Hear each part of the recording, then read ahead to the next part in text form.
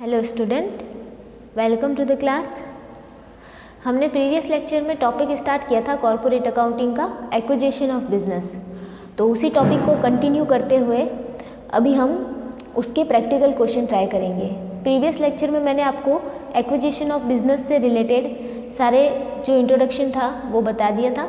इसके बाद में मैंने जब कोई परचेजर कंपनी होती है तो वो किसी का बिजनेस परचेज करती है तो हमें कौन सी जनरल एंट्रीज पास करनी होती है वो भी मैंने आपको प्रीवियस लेक्चर के अंदर बता दिया था। तो अभी हम अप्लाई करते हैं उन्हीं सब चीज़ों को प्रैक्टिकल क्वेश्चन के अंदर। इसी के साथ ही मैंने आपको परचेज कंसिडरेशन के कैलकुलेशन के भी मेथड समझाए थे। तो अभी आज हम प्रैक्टिकल क्वेश्चन में उन सारी चीज़ों को अप्लाई करेंगे। तो अभी हम स्टार्ट करते हैं हमारे एक प्रैक्टिकल क्वेश्चन से। देखिए, एक प्रैक्टिकल क्वेश्चन है, Satyam Limited was incorporated with authorized capital of 1 lakh equity share of rupees 10 each to acquire the business of Messrs Kavita Trader whose balance sheet is as follows। ये बोल रहे हैं कि सत्यम limited एक नई company बनाई गई, कविता ट्रेडर जो था बिजनेस उसको परचेज करने के लिए, उसको खरीदने के लिए, और उसकी जो नई कंपनी बनाई है उसकी ऑथराइज कैपिटल है 1 लाख इक्विटी शेयर 10 रुपीज़ वाले। ठीक है, तो अभी उन्होंने क्या बोला, द होल बिजनेस, मतलब पूरा का पूरा बिजनेस खरीदने के लिए। ठीक है, बिजनेस को परचेज करने के लिए बनाया गया। बिजनेस को परचेज करने वर्ड में आपको थोड़ा सा ध्यान रखना है कि हमें सारे असेट्स और सारे लायबिलिटीज़ लेनी है जो इन्होंने कहा है उसको छोड़कर। ठीक है, जो इन्होंने नहीं कहा है वो चीज़ें छोड़कर बाकी सारे असेट्स और लायबिलिटीज़ हमको लेनी है। हिंदी में देख लीजिए, मैसर्स कविता ट्रेडर के व्यापार को क्रय करने के लिए सत्यम लिमिटेड का समामेलन 10 रुपये वाले 1 लाख इक्विटी अंशों की अधिकृत पूंजी से किया गया। कविता ट्रेडर का चिट्ठा अग्र प्रकार है। आपको एक बैलेंस शीट दे रखी है। देखिए, ये इस टाइप से आपको एक बैलेंस शीट में पूरी इंफॉर्मेशन दे रखी है। अब देखते हैं बैलेंस शीट। देखिए, बैलेंस शीट में आपको असेट्स में cash at bank, debtor, furniture, stock, plant and machinery, land and building, ये सारी चीज़ें दे रखी है। ठीक है, लायबिलिटी साइड में आपको बिल्स पेबल, क्रेडिटर और कैपिटल, ये चीज़ें दे रखी हैं।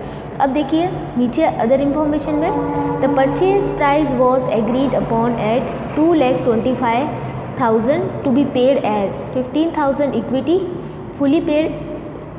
fully paid equity shares of 10 each and 5,000 12% debenture of rupees 10 each and balance in cash. ये बोल रहे हैं कि जो परचेज प्राइस है या जो परचेज कंसिडरेशन है वो 2,25,000 रुपीज़ सेट किया गया, और जिसमें से उसका पेमेंट किस तरह से किया गया, 15,000 इक्विटी शेयर इशू किए गए 10 रुपीज़ वाले, 5,000 12% डिबेंचर 10 रुपीज़ वाले इशू किए गए, और बाकी जो बैलेंस है उसका कैश में पेमेंट किया गया।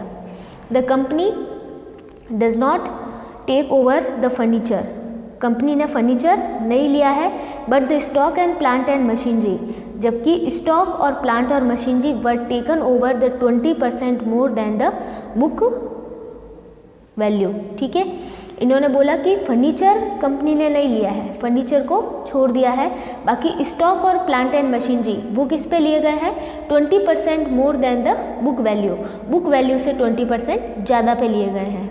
ठीक है, and land and building at the 10% less than book value, जबकि लैंड एंड बिल्डिंग जो है वो बुक वैल्यू से 10% कम पर ली गई है। The liability will discharge by the company, जबकि जो लाइबिलिटीज़ थी, लाइबिलिटीज़ दो तरह की थी, बिल्स पेबल और क्रेडिटर, वो कंपनी द्वारा ली गई। ठीक है, डिस्चार्ज बाय द कंपनी मतलब उनका पेमेंट कंपनी करेगी।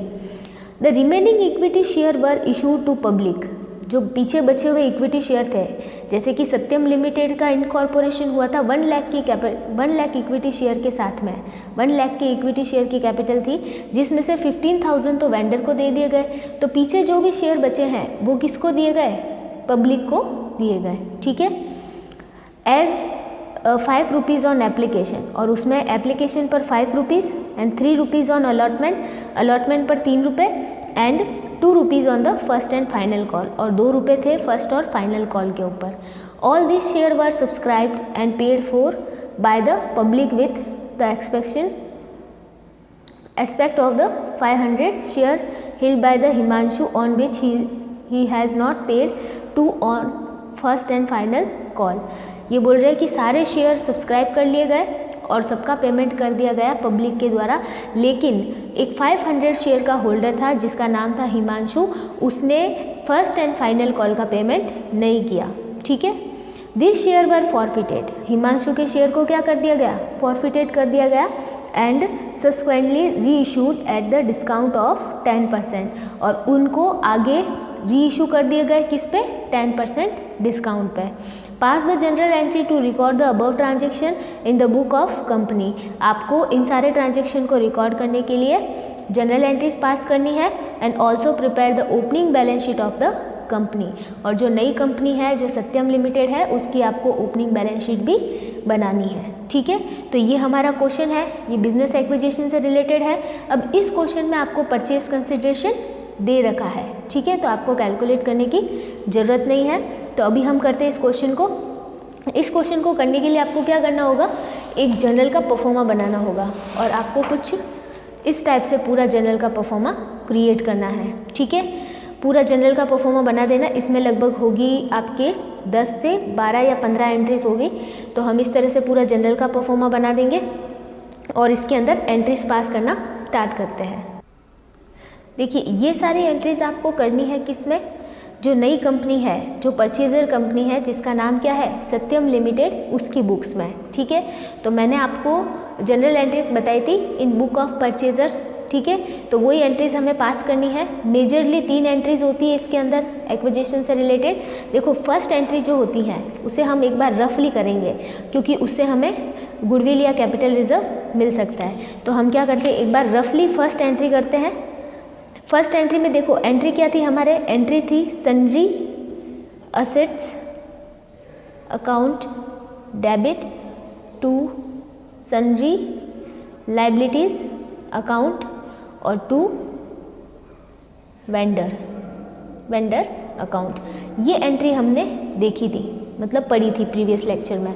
तो अब इसी एंट्री के बेस पे हम वो एंट्री करते हैं। फर्स्ट वाली देखो, सन्ड्री असेट्स। सन्ड्री असेट्स में वो असेट्स लेने हैं जो नई कंपनी ने लिए हैं। तो हमारे क्वेश्चन के अकॉर्डिंग सारे असेट्स लिए हैं सिवाय किसके, फर्नीचर के। ठीक है, फर्नीचर नहीं लिया है कंपनी ने।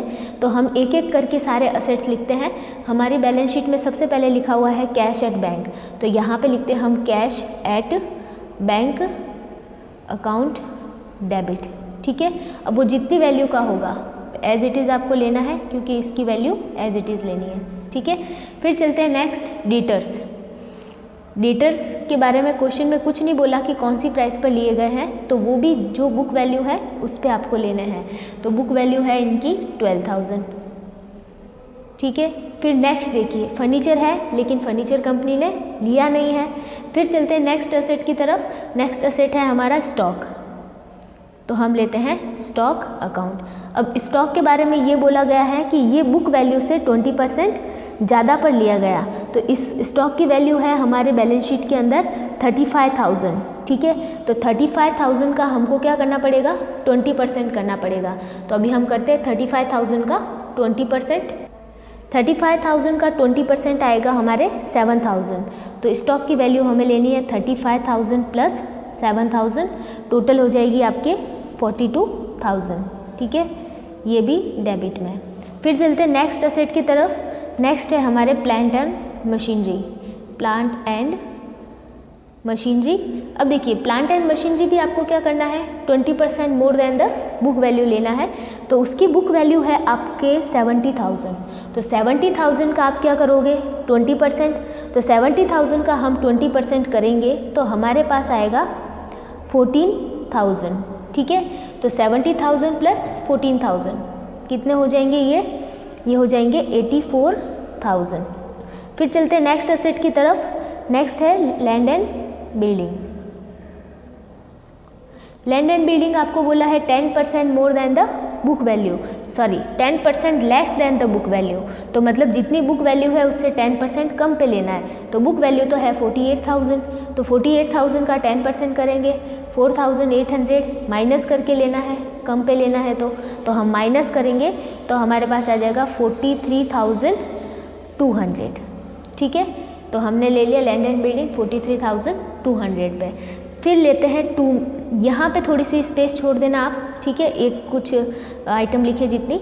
फिर नीचे लिखते हैं 2 में हम ले लेते हैं सारी लाइबिलिटीज़ दो तरह की है। पहले तो है बिल्स पेबल, और वो जितनी प्राइस के हैं वो एज इट इज़ लेना है, वो है 7000 के, ठीक है। फिर सेकंड है आपके क्रेडिटर्स, तो क्रेडिटर्स आपको एज इट इज़ लेना है। क्रेडिटर की अमाउंट है आपके 18000, तो वो हमने ले ली। फिर लेते हैं 2 वेंडर्स अकाउंट, तो वेंडर का हमारे नाम क्या है, कविता ट्रेडर, तो हम यहाँ पे लेते हैं कविता ट्रेडर अकाउंट, ठीक है। कविता ट्रेडर में हमें अब यहाँ पे क्या लिखना है, परचेज कंसिडरेशन की अमाउंट। तो परचेज कंसिडरेशन हमारे क्वेश्चन में गिवन है 2,25,000, ठीक है। तो ये एंट्री हो रही है हमारे। अब आपको क्या करना है, इस एंट्री को दोनों तरफ से टोटल करके चेक करना है कि क्या हमारी एंट्री बैलेंस है। तो एक बार अभी हम चेक करते हैं। देखिए, हम ऊपर वाली सारी टोटल लगा देते हैं इन सब की टोटल जब हम लगाएंगे तो हमारे पास जो टोटल आएगी वो आएगी 1,85,200, ठीक है। और यहाँ की जब हम पूरी टोटल लगाएंगे तो हमारे पास अमाउंट आएगी 2,50,000। तो अभी आप क्या देख रहे हो कि डेबिट साइड क्या है, कम है, क्रेडिट साइड से कम है। तो अब हमें ऊपर डेबिट साइड में कुछ लिखना पड़ेगा। तो डेबिट साइड एडजस्ट होगी किससे, गुडविल से। ये मैंने आपको प्रीवियस लेक्चर में बताया था, गुडविल अकाउंट डेबिट। और कितना ज़रूरत है, 2,50,000 में से 1,85,200 माइनस करोगे तो आपके पास आएगा 64,800। तो 64,800 की कमी थी, तो वो हमने किससे कंप्लीट की, गुडविल से। और अगर यही कम होता किस साइड में, क्रेडिट साइड में, तो हम इसे एडजस्ट करते किससे, कैपिटल रिजर्व से, ठीक है। ये मैंने आपको प्रीवियस लेक्चर में बताया था। तो ये वाली एंट्री एक बार आपको रफली करके देखनी है, और जब ये एडजस्ट हो जाए फिर आप इसको फेयरली अपने जनरल परफॉर्मा में लेके जाएंगे। तो अभी हम इस एंट्री को फटाफट जनरल परफॉर्मा में लिख देते हैं। हमने कर तो दी है। देखिए, इस क्वेश्चन में आपको डेट नहीं दे रखी है, तो हम क्या करेंगे, डेट नहीं लिखेंगे यहाँ पे ऐसे लिख देंगे डेट ऑफ एक्विजिशन। तो यहाँ पे डेट ऑफ एक्विजिशन, ठीक है। डेट ऑफ एक्विजिशन हम एंट्री करते हैं। सबसे पहले है कैश एट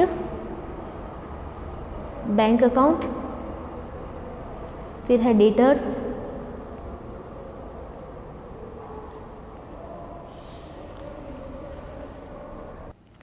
तो ये लिख दी हमने पूरी एंट्री। अब चलते हैं नेक्स्ट एंट्री की तरफ। ये एंट्री मैंने आपको पूरी समझा दी थी। अब चलते हैं नेक्स्ट एंट्री की तरफ। नेक्स्ट एंट्री मैंने आपको बताई थी परचेज कंसिडरेशन के पेमेंट की। जो हमारा वेंडर है उसको जो परचेज कंसिडरेशन हम पेमेंट करेंगे उसकी एंट्री है। तो वो एंट्री अभी हम करते हैं। यहाँ पे लिख देंगे date of payment of PC, purchase consideration के पेमेंट। अब देखिए, हमारे क्वेश्चन में परचेज कंसिडरेशन का पेमेंट हुआ है कैसे, इक्विटी शेयर में भी हुआ है, डिबेंचर्स में भी हुआ है और कैश में भी हुआ है। तो हम देखिए इसकी एंट्री कैसे करेंगे। यहाँ पे लिख देते हैं हमारे वेंडर का नाम कविता ट्रेडर अकाउंट, डेबिट, और इसकी अमाउंट थी 2,25,000 परचेज कंसिडरेशन की, जिसका पेमेंट हमने किया है 2 इक्विटी शेयर कैपिटल, 2 फिर हमने किया है 12% डिबेंचर में भी, और 2 हमने किया है बैंक कैश से भी पेमेंट किया है हमने। तो देखिए, इस 2,25,000 का पेमेंट, इसके लिए हमने 15,010 रुपये वाले इक्विटी शेयर इशू किए हैं। तो मतलब 1,50,000 का पेमेंट हुआ है इक्विटी शेयर कैपिटल से। फिर इसके बाद हमने 5,000 10 रुपीज़ वाले एक डिबेंचर भी इशू किए हैं। तो 5,000 इंटू 10 करेंगे तो ये 50,000 जो है हमारे डिबेंचर से पेमेंट हो गया। अब ये टोटल कितना हो गया, 2 लाख का पेमेंट। और पीछे जो बचा है रिमेनिंग, उसका पेमेंट किया है कैश में। तो पीछे रिमेनिंग कितना बचा, 25,000, ठीक है। तो ये पेमेंट इस तरीके से हुआ है परचेज कंसिडरेशन का। नरेशन आप दे देना, बीइंग परचेज कंसिडरेशन पेड, ठीक है। ये एंट्री आपकी हो जाएगी सेकेंड, ठीक है। फिर थर्ड एंट्री थी हमारे परचेज कंसिडरेशन के पेमेंट में डिले होने पर। तो हमने तो डिले किया ही नहीं है, तो वो थर्ड एंट्री होगी नहीं। तो मेजरली ये 2 एंट्रीज है जो एक्विजिशन ऑफ बिजनेस के लिए की जाती है।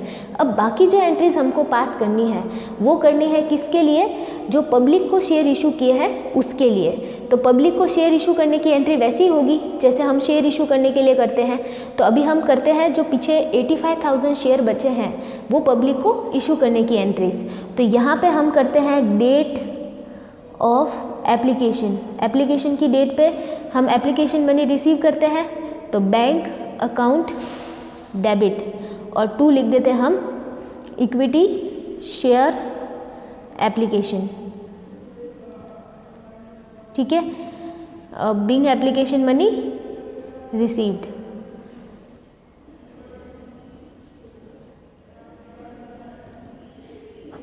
अब देखिए टोटल 1 लाख इक्विटी शेयर थे जिसमें से 15 तो वेंडर को दे दिए, तो पीछे कितने बचे 85,000 और एप्लीकेशन मनी है हमारे कितनी 5 रुपीज़। तो 85,000 इंटू 5 हो जाएगा 4,25,000। तो 4,25,000 का पेमेंट हम करेंगे, सॉरी एप्लीकेशन मनी रिसीव करेंगे, ठीक है। फिर चलते हैं ये date of transfer of application money to share capital. तो अभी हम इसको ट्रांसफ़र करते हैं शेयर कैपिटल में, to equity share application, application money को ट्रांसफ़र कर देते हैं अभी शेयर कैपिटल अकाउंट में, टू इक्विटी शेयर कैपिटल, ठीक है। ये हो जाएगा 4,25,000 ट्रांसफ़र शेयर कैपिटल के अंदर, ठीक है। फिर चलते हैं नेक्स्ट एंट्री किसकी, अलॉटमेंट को ड्यू करने की। तो अभी हम करते हैं अलॉटमेंट को ड्यू।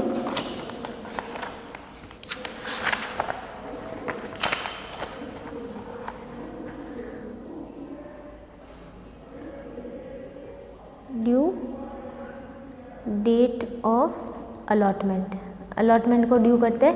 अलॉटमेंट की एंट्री होगी इक्विटी शेयर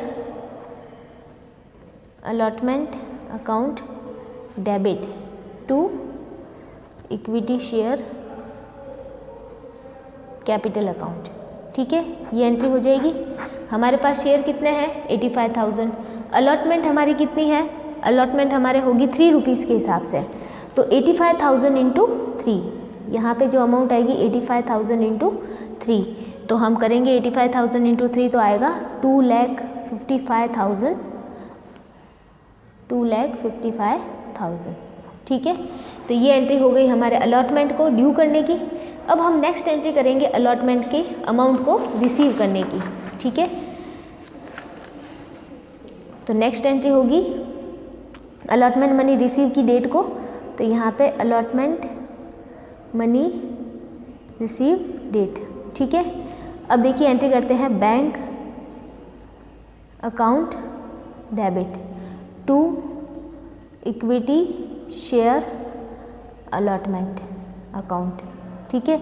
जितनी अमाउंट थी सारी रिसीव हो गई। वो जो होल्डर था एरियर करने वाला, उसने कौन सा एरियर किया था, फर्स्ट एंड फाइनल कॉल का, अलॉटमेंट का नहीं किया था। तो अलॉटमेंट की सारी अमाउंट हमें रिसीव हो जाएगी 2,55,000 एज इट इज़। फिर चलते हैं हम next due date of first and final call, ठीक है। फर्स्ट एंड फाइनल कॉल को ड्यू करते हैं हम। एंट्री होगी आपके equity share first and final call account debit to equity share capital account, ठीक है।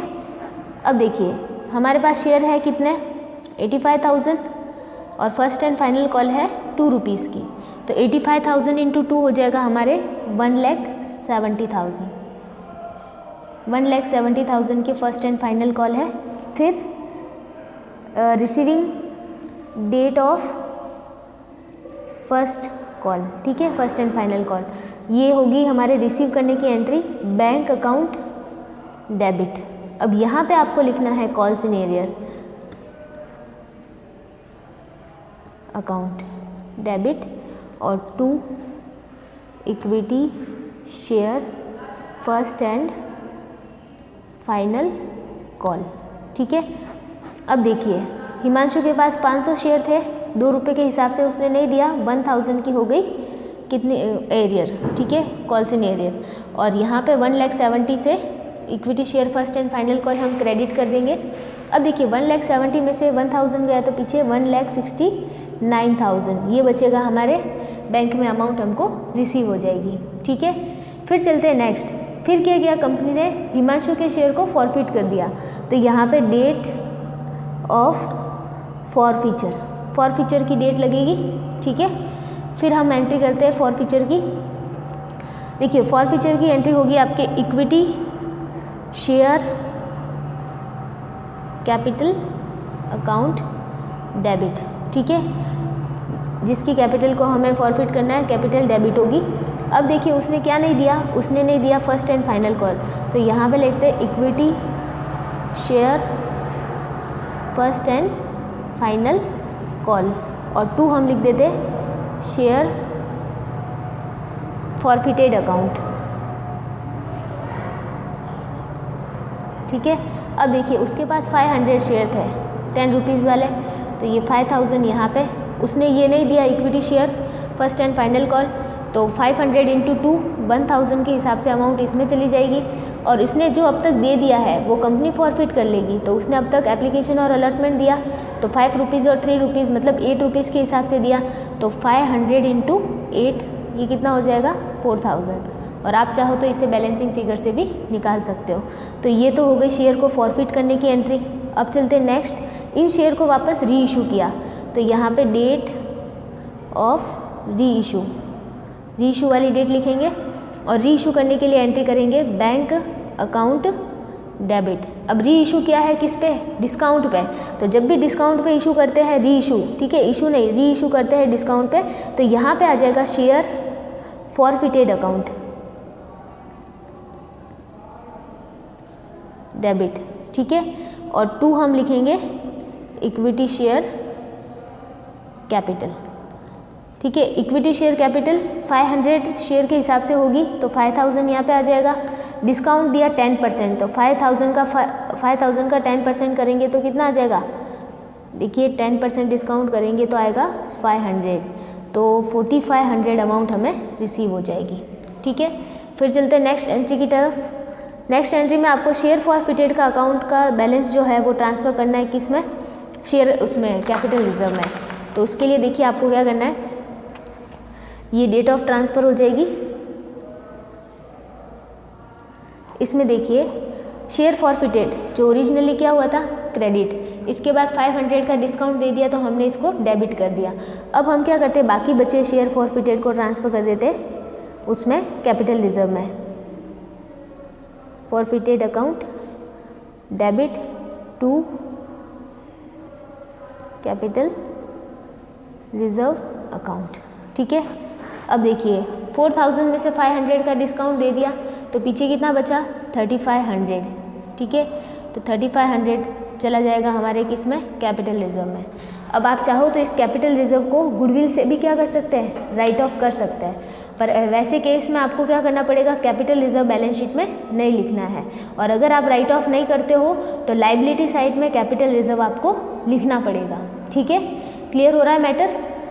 अगर आप एंट्री करना चाहते हो गुडविल से राइट ऑफ करने की तो एंट्री होगी आपके क्या, capital reserve account debit to goodwill account, और ये 3500 जो है वो गुडविल से राइट ऑफ हो जाएंगे। जब हम राइट ऑफ कर लेंगे तो फिर इस कैपिटल रिजर्व को बैलेंस शीट में नहीं लिखेंगे। मैं आपको दोनों तरीके से करके बताऊंगी। तो ये तो थी हमारी सारी इस क्वेश्चन की एंट्रीज। अब हमें बोला गया है इसकी बैलेंस शीट बनाने को, ओपनिंग बैलेंस शीट बनाने को भी। तो हम ओपनिंग बैलेंस शीट भी बनाएंगे इसकी। देखिए आपको बैलेंस शीट बनाने के लिए बैलेंस शीट का परफॉर्मा बनाना होगा कुछ इस टाइप से, balance sheet of Satyam limited as on date, ठीक है। फिर हम अभी बैलेंस शीट बनाते हैं। बैलेंस शीट कंपनी के बैलेंस शीट के फॉर्मेट में ही बनेगी।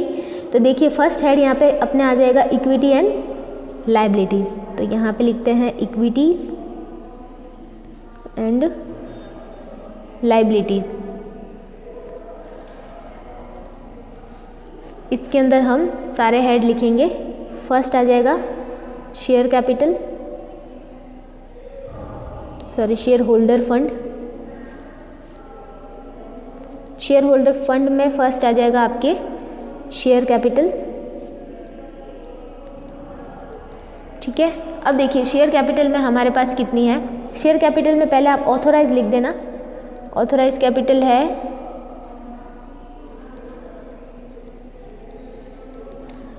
1 lakh equity share of ₹10 each. तो ये हो जाएगी आपके 10 लाख की ऑथोराइज कैपिटल। ऑथोराइज कैपिटल को लाइन खींच के बंद कर लेना है ताकि इसको टोटल में हम ऐड नहीं करें। फिर चलते हैं next, issued, subscribe, called up और पेड अप कैपिटल। तो यहाँ पे हम लिख देते हैं issued and subscribe capital. Issued and subscribed capital.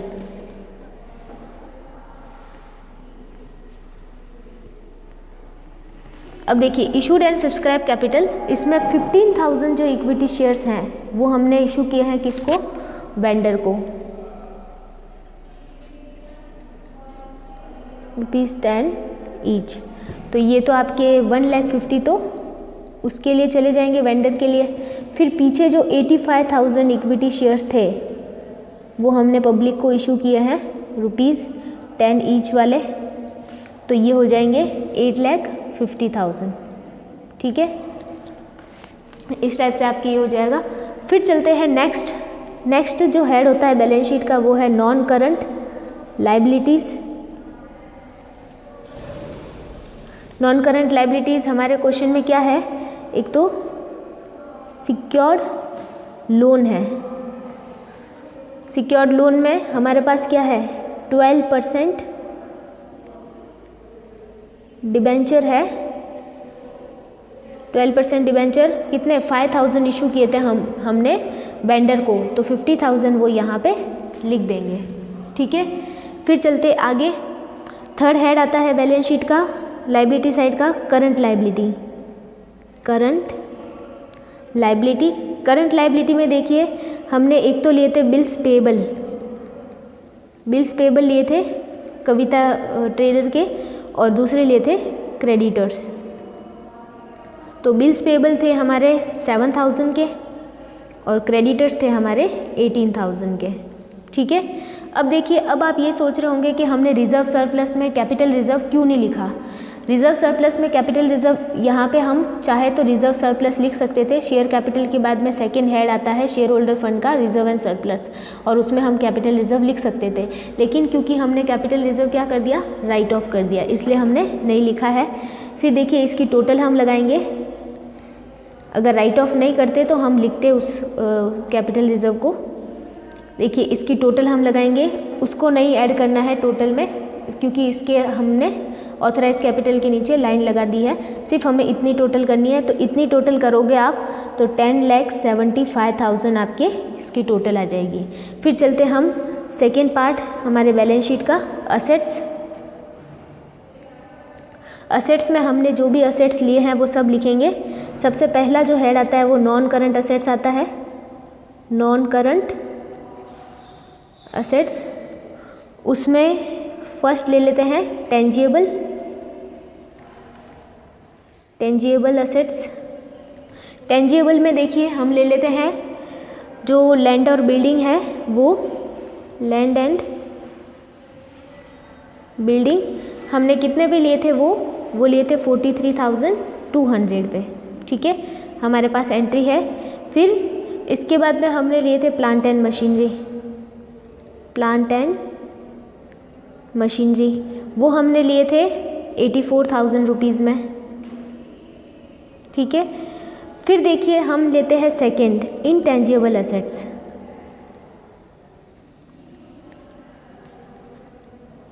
Intangible assets में हमारे पास आ जाएगी गुडविल हमारे क्वेश्चन में आई थी 64,800। बैलेंस एंट्री को बैलेंस करके हमने निकाली थी 64,800। अब इसमें से हमें माइनस करना है रिटर्न ऑफ कैपिटल रिजर्व। हमने जो कैपिटल रिजर्व रिटर्न ऑफ किया था कितना, 3,500 का किया था, वो माइनस करके आपको लिखना है। तो ये आएगा 61,300। फिर चलते हैं नेक्स्ट हमारे इसका आ जाएगा head current assets. Current assets में हमने सबसे पहले लिया स्टॉक, फिर लिया हमने डेटर्स और फिर कैश एट बैंक। अब देखिए स्टॉक हमने कितने पे लिया था, स्टॉक 42,000 रुपीज़ में लिया था, ठीक है। फिर चलते नेक्स्ट, फिर हमने लिया था डेटर्स हमने लिए थे 12,000 रुपीज़ के कविता ट्रेडर के। और कैश एट बैंक में आपको लेना पड़ेगा पूरा निकाल के। आपने कैश का देखो बैलेंस लिया था 4,000, ठीक है। फिर इसके बाद में आपने शेयर कैपिटल इशू की, तो शेयर कैपिटल इशू करके 4,25,000 तो आपके पास किसके आ गए, एप्लीकेशन मनी के आ गए, ठीक है। फिर आपने जहाँ जहाँ बैंक के नाम लिखे हैं अलॉटमेंट के आपको मिले थे 2,55,000 रुपीज़, ठीक है। प्लस फिर आपको फर्स्ट एंड फाइनल कॉल के 1,69,000 मिले थे, ठीक है। और इसमें से आपने जो पेमेंट किया है किसको, वेंडर को, वो माइनस कर देना। तो आपके बैंक का अभी बैलेंस आ जाएगा। बैंक का बैलेंस आपके देखिए टोटल करने पे, अभी हम इसकी ध्यान से टोटल करते हैं। देखिए इसमें एक और रह गया है, हमने री इशू भी किया था शेयर का, तो प्लस री इशू करके हमने 4,500 और हमको मिले थे। तो मतलब आपने पूरे क्वेश्चन में जहाँ जहाँ पे भी बैंक का आपको रिसीव हुआ है, बैंक जहाँ जहाँ पे भी डेबिट हुआ है, वो सब आपको ऐड करने हैं, ठीक है। ये तो आपने लिया था कविता ट्रेडर से, इसके अलावा जहाँ जहाँ पे भी आपने बैंक को डेबिट किया है उन सबको ऐड करना है। उसमें से जहाँ से आपने क्रेडिट किया है बैंक को, वो उसमें से माइनस करना है। आप चाहो तो इसका एक अकाउंट भी बना सकते हो, बैंक अकाउंट, और चाहो तो आप ऐसे भी कर सकते हो। तो जब आप ऐसे करोगे तो इसकी टोटल आएगी आपकी 8,32,500, ठीक है। फिर आप बैलेंस शीट की पूरी टोटल लगाओगे इस साइड की, असेट साइड की, तो टोटल आपकी देखिए कितनी आती है। जब इसकी हम पूरी टोटल करेंगे तो हमारे पास टोटल आएगी 10,75,000, ठीक है। 10,75,000 हमारे लाइबिलिटी साइड की भी थी और 10,75,000 हमारे असेट साइड की भी है। तो ये क्वेश्चन आपके कंप्लीट हो गया, ठीक है। तो इस तरीके से आपको ये क्वेश्चंस करने हैं, ये बहुत ही इजी रहते हैं और इस टाइप के क्वेश्चन आपके एग्जाम में पूछे जा सकते हैं, ठीक है। ओके, बाकी नेक्स्ट क्वेश्चन जो है वो हम नेक्स्ट लेक्चर के अंदर करेंगे। Okay, thank you.